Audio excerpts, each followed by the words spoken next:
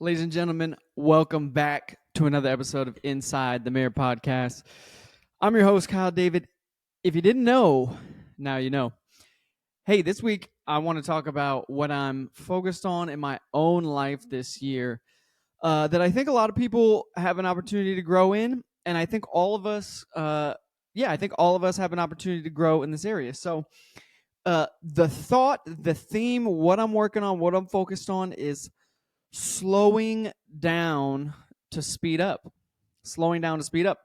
What do I mean? I think that we live in a culture that tells us the way to get ahead and the way to get where you want is to go faster, speed up, and do more. And I actually, in my own life, in my own experience, and listening to other wise people,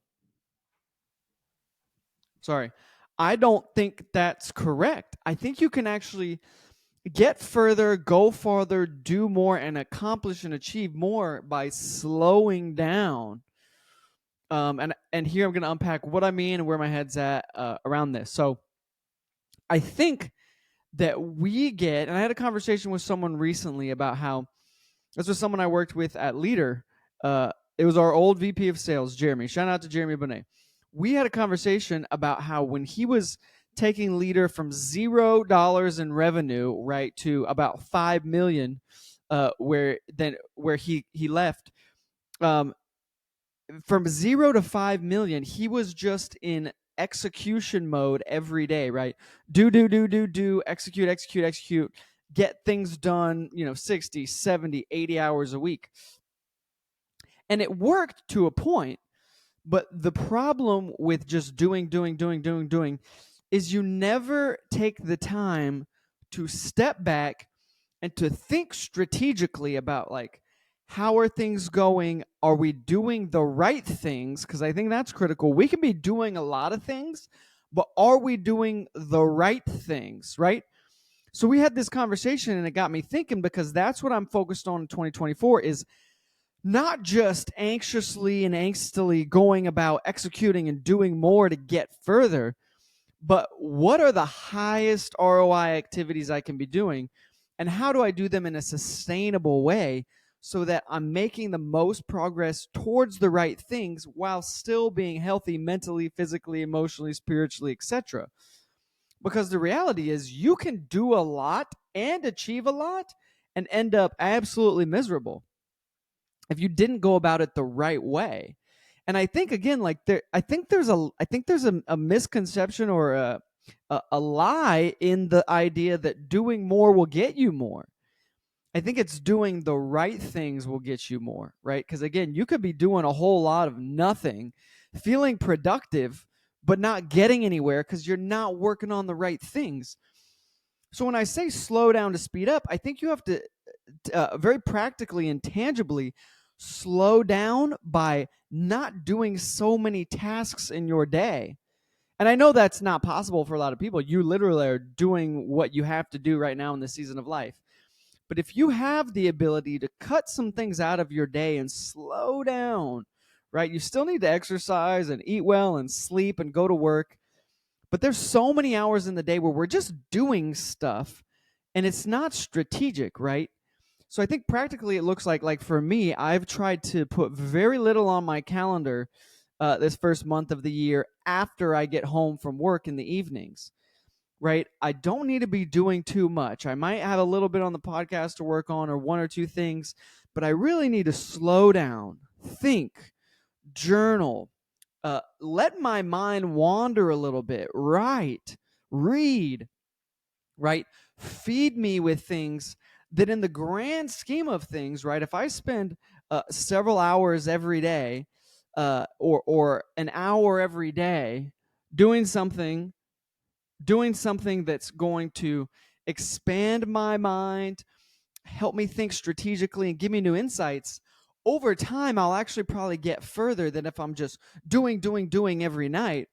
But I'm not checking in with myself. I'm not feeding myself new learnings, new information, and thinking strategically. Because if you think of people at the highest levels, the wealthiest people, the most successful, they're actually right. Jeff Bezos is a good example. He talks about how he blocks his day, and he's not accomplishing a lot of tasks, right? There's some meetings, there's some reading and learning, and he's thinking more strategically about how do I move this way? How do I optimize, right?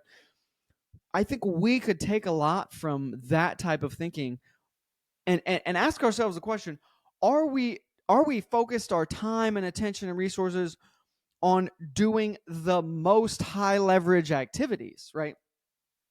Because again, you could be doing hours worth of laundry every week.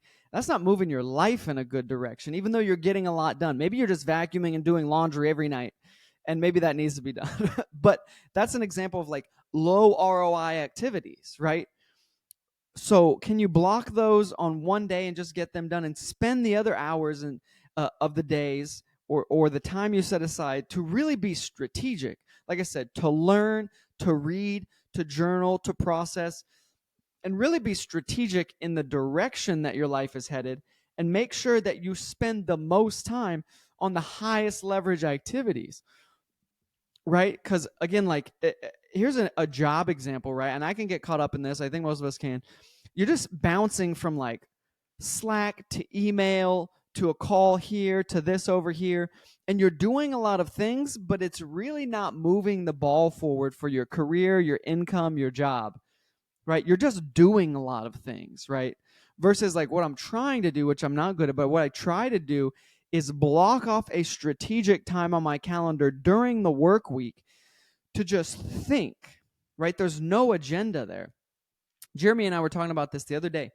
Opening a Google Doc and just typing and processing and thinking instead of just doing, right? Because a lot of the times, those strategic times where you're just thinking and processing, you're going to come up with the best ideas that are actually going to move you forward quicker and better in the long term. And again, our culture tells us do more, be busier, and you'll accomplish more.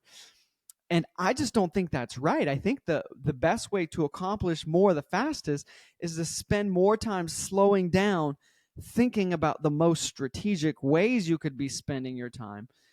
Is this optimized? Is this the best decision, right? But if we're just going and doing all the time, we're not actually accessing the part of our brain that's going to process the strategy, right? The right side of our brain. Is this fulfilling? Is this the right decision, right? Like the left side's just processing information and doing, but I think we need to tap more into the right side of feeling and passion and purpose and fulfillment. And are we spending our time on the things that we want to spend our time on? And so, practically, what I think this looks like is blocking your calendar at the beginning of the week and putting times on your calendar to be strategic, to think about what you're doing, to learn, to read, to slow down, right? I think it starts with your calendar and your time, right? I don't know if you use a calendar. I live and die by my calendar. It has to be a priority. If you don't prioritize it, busyness is going to sneak in. We all have a million things we could be doing, right? I think we believe this lie that the busier we are, the more we're accomplishing. And that's just not the case. You could be busy doing a lot of things that aren't moving the ball forward for your life. Busyness does not equal accomplishment, right? Just running around raking the leaves every week, it doesn't mean you're moving your life forward. Not saying the leaves don't need to be raked, right? But like, what are you spending your time on that's actually moving your life forward? Scrolling social media, you could be busy hopping from platform to platform and responding to your DMs, but nothing's happening, right? Like nothing in your life is moving forward just because you're like answering messages or replying to comments on social media, right? Unless you are working on building your brand, that's probably important. But if you're just like busy in the mix of things, so I think one, it starts with your calendar, creating the space to slow down, to read, to learn, and to focus on the highest leverage activities. And then I think the other thing is to audit your activities throughout the day. Where are you bouncing from thing to thing to thing that's really not doing anything? You got to be aware of how you're spending your time, energy, and resources. And me too, right? Like I've realized recently, I just made a LinkedIn post about this. I realized recently, I thought I have this arrogance in me or this confidence that thinks I'm fully aware of where my time and energy and money is going. I just think I just somehow in my mind, I think I just have this running spreadsheet of where everything's going. But what gets measured gets managed. If you're not measuring something, you're not managing it well. If you're not measuring your food, or being aware of what you're putting in your body, it's hard to manage that, right? If you're not measuring or aware of where your money is going, it's hard to actually manage your money. And that's what I realized recently. I'm very disciplined in a lot of areas: time, health, food, sleep. But when it came to my money, I was like, where is all my money going? Right? I'm not broke. It's not like I don't have a decent job, right? Like, where's all my money going? So I built a spreadsheet, and I built an actual budget, because here's the secret: I actually didn't budget, and people are gonna be like, "What, Kyle?" Yeah, I thought I just had a good lock on awareness of my spending, but I've never really been a big budgeter, because I always just thought I had a good awareness of it. And I have this thought in my mind that I'll just make more money, so I'll be fine. But I want to get control of my money, because I felt out of control with my money. I was like, where's it all going? So I built a spreadsheet and I built a budget with all the line items, and I looked at it and I was like, oh wow, I'm actually spending more money than I thought I was. And most of it's not frivolous spending. I just have a decent amount of expenses: car, rent, different things, food, supplements, health, gym. It adds up. I'm sure you all know that. But when I started measuring it, I'm able to manage it better, because I'm aware of where it's all going, and when those bills are due, and etc. So same with your time and your energy. You have to measure it and know where you're spending your time and your energy and resources, or it's really hard to manage them, which is why I think it starts with your calendar, and it starts with just being aware of, like, where am I spending most of my time on? What things am I spending my time on? Because if you don't know where they're going, it's very hard to manage them. So, anyways, that's where my head is at. And I think, and I really believe, and I listen to a lot of successful people that speak about the same thing. Taylor Welch is a good guy to go listen to. He spent a lot of time working really hard, building big businesses, making a lot of money. And he actually keeps talking about spending less time working and being busy to focus on the highest leverage activities that will make him actually the most money and help him be the healthiest and happiest and most fulfilled while he does it. Right? Because that's the other side of things. You could be doing a lot and actually accomplish a lot and maybe make a lot of money and not be fulfilled or happy because of the way you're going about it and the lack of space you've created for other things in your life. Right? So going there the quickest and the fastest and doing the most is not always the most effective for our overall life. Right? Because what we have to realize is our life is integrated, right? Our work and our health and our habits, it's all part of who we are. It's not, you can't really compartmentalize most of it. It all affects the others, right? Your health affects how you show up to work. How you show up to work affects your finances. Your finances affect your emotions and your mental health. It's all interconnected. So we need to treat our lives more holistically. And like I said, create margin for the different things. Right? If you're just working 99% of the time, you don't have margin for health, for happiness, for faith, for joy. So you have to take a holistic approach to your life, not just your health or not just one aspect, right?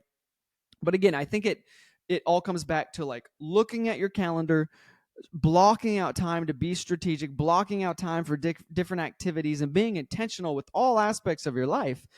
And then finding the areas in your time, energy, money, resources, etc., where it's not a good use of time, right? Like, you may need to cut back on something or ask someone for help here or outsource this, right? I think you'll find, as I have, that I'm spending a lot of time or resources on low leverage activities, things that are just like worthless. Again, scrolling social media. You can scroll social media for 45 minutes and answer your DMs and think you're getting stuff done, and you didn't accomplish anything.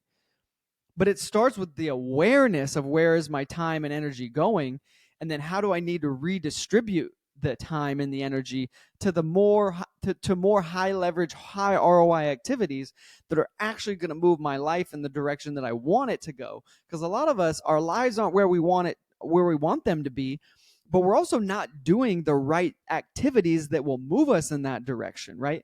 Our time is filled up with busyness and busy work that's actually not moving the ball forward. And then we're frustrated that our lives aren't where they want to be, where we want them to be. Well, we need to pull back, slow down, focus our time, energy, and resources on better activities that will actually move us towards where we want to go. Right? So I am not a therapist. I'm not a counselor. I don't have it all figured out here, but this is me processing my own situation and my own learnings that I've had from, again, listening, reading, learning, and trying to implement a slower rhythm in my day to day so that I can focus my energy and activities on the things that are going to move my life forward the most, right? Not just being busy, but being intentional. That might be a good way to say it. We need to slow down to speed up, but we need to be less busy and more intentional. The more intentionally we spend our time and resources, the better outcomes we'll get. If we're just running around getting things done that aren't the right things, we're going to be frustrated and discouraged and not happy with where things are, because we're just doing to do versus doing with intention, knowing that it's the right activity or the right intention. So hopefully that makes sense. Hopefully something there lands with you and applies to you or where you're at in your life or what you need to focus on. But in general, I'm fully convinced that we need to slow down and be more intentional so that we can actually speed up and get to where we want to go versus just doing and not really moving the ball forward. So thanks for watching. Thanks for listening. I'll be back next week with another episode. I have more guests coming back. So if you're sick of hearing me talk, others will be coming to talk soon. That's all I got. Adios.